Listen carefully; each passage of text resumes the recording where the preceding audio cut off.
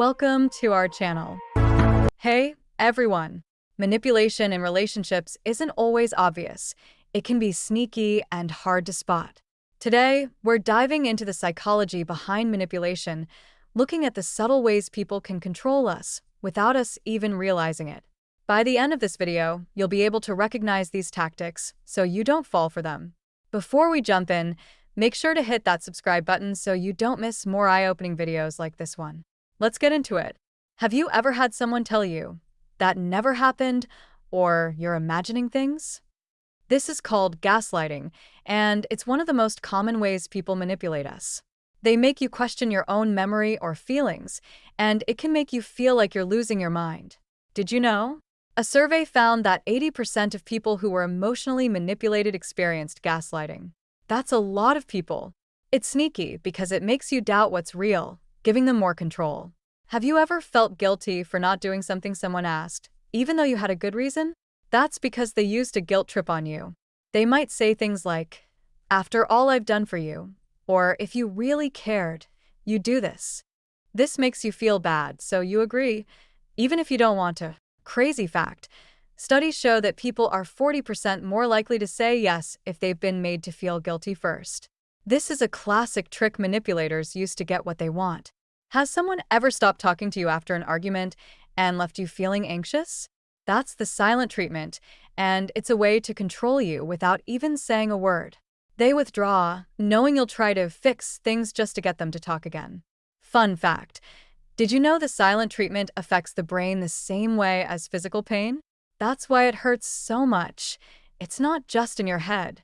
At the start of a relationship, have you ever felt overwhelmed by compliments, gifts, or constant attention?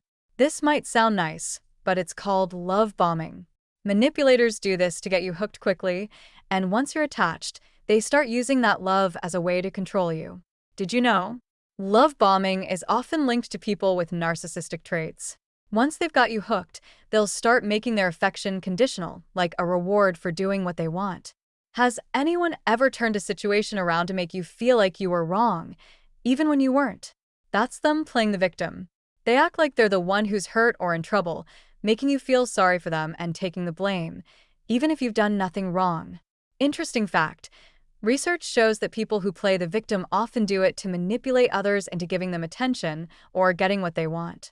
It's all about making you feel responsible for their problems.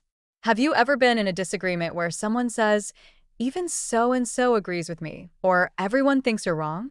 This is called triangulation, when they bring in a third person to make you feel like you're wrong or alone. It's a sneaky way to make you doubt yourself.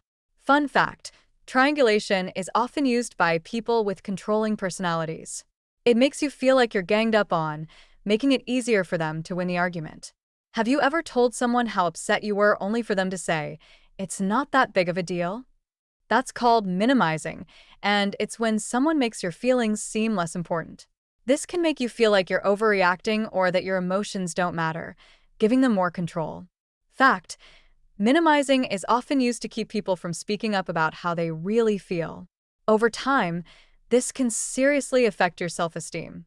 Does someone ever make you feel like you have to do something to earn their love? That's called conditional love. They only give you affection when you do what they want, making you feel like you need to please them to keep the relationship going. Did you know? Conditional love makes people feel trapped because they start believing that if they don't meet the other person's demands, they'll lose them.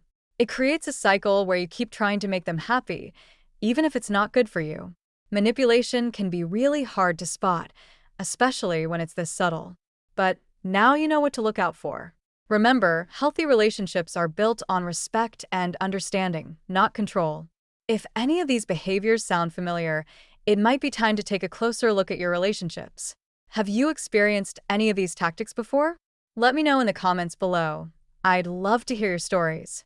And before you go, make sure to subscribe to the channel for more videos like this, where we dive deep into psychology and relationships. See you in the next one.